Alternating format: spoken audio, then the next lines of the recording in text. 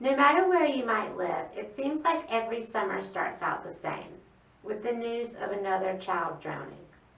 This week, the body of a 19-year-old was recovered at Falls Lake in our very own Wake County.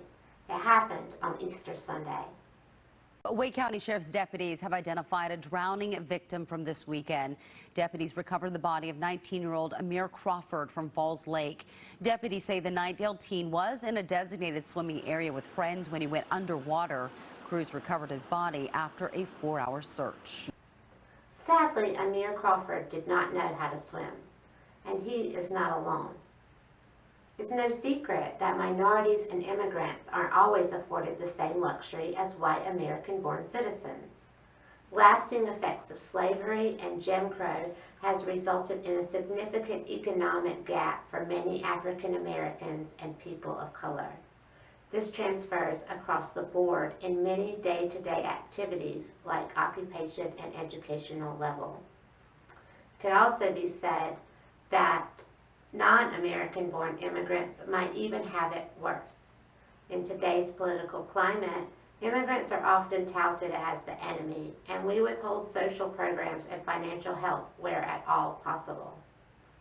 Unfortunately, people of color are often left behind in many aspects of upper-class American life, and nowhere is this more prevalent than in the swimming pool. Today, swimming is generally perceived as a white activity and has become an activity of privilege and means.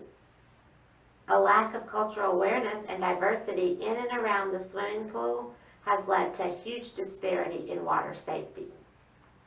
And not knowing how to swim is more than just missing beach trips and backyard barbecues. Sadly, many times not learning how to swim can mean the death of a loved one. Today, I want to talk to you about the disparity that exists in the world of swimming, not only in the areas of learning how to swim, but also in the world of professional swimming. As a lifelong swimmer myself, a swim coach, and the owner of a small local swim school, it is something I see all too much. The majority of my students are middle to upper class, and most of them are white.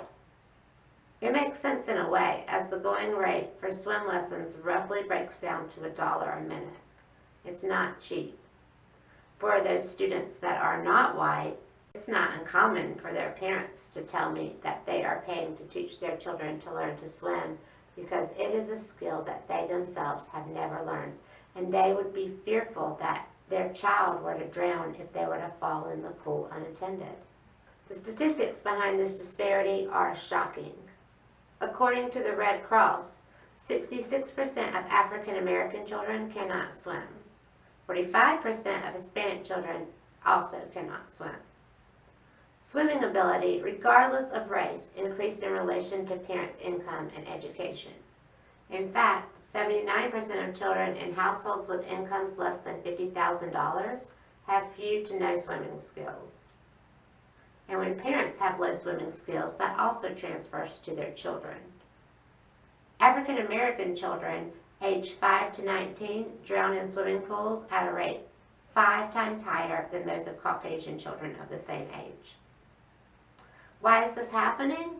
Well, the minority swimming gap is likely due to America's disgraced history of slavery.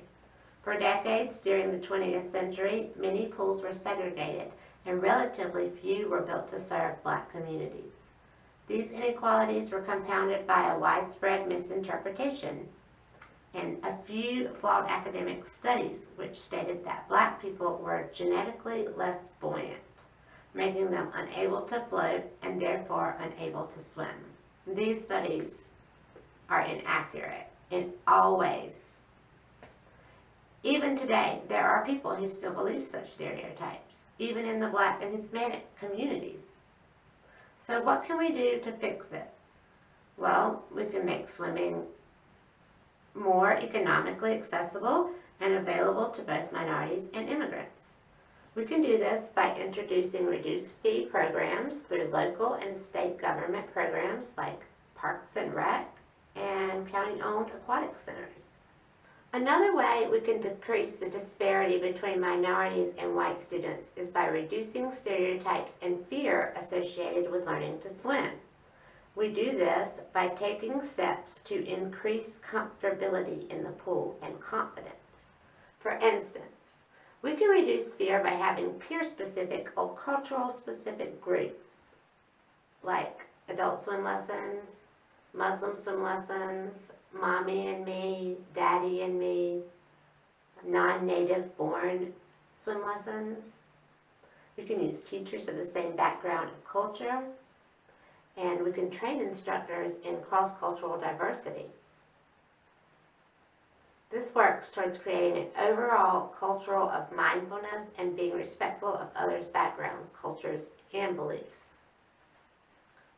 Now, we have learned that swimming is not just a recreational activity, but also one with great health and wellness potential.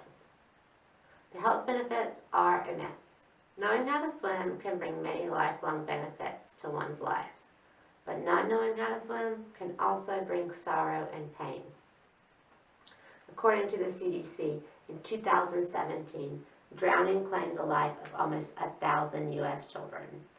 From 2005 to 2014, there was an average of 3,536 fatalities and unintentional drownings in the United States annually. And that breaks down to about 10 a day. 10 a day. And these don't even include boating-related drownings. An additional 332 people die every year from drowning in boating-related incidents. About 1 in 5 people who die from drowning are children 14 and younger. And we already discussed the majority of these children are African American. Overall, drowning is the third leading cause of unintentional injury worldwide. And in the U.S., drowning is the leading cause of unintentional injury-related death for children ages 1 through 4. How devastating. This is why it's so important that we teach our children, regardless of race, how to swim. It might just save their lives.